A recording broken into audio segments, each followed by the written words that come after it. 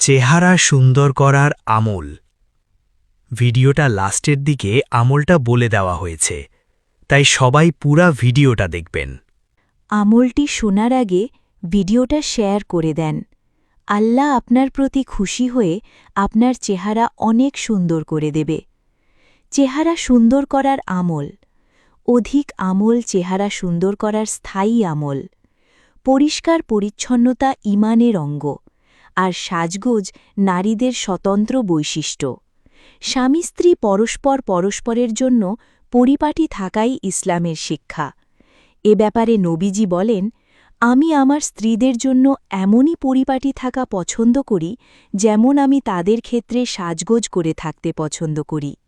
বাইহাকি, হাদিস ১৪৭২৮।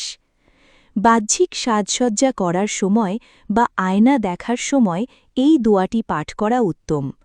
আয়েশা রাদিয়াল্লাহু বলেন, রাসূলুল্লাহ বলতেন, আল্লাহুম্মা আহসানতা খালকি ফা আহসেন খুলুকি।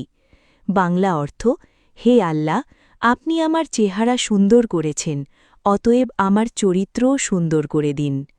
আল্লাহ পরকালে সবার চেহারা উজ্জ্বল করুন। আমিন।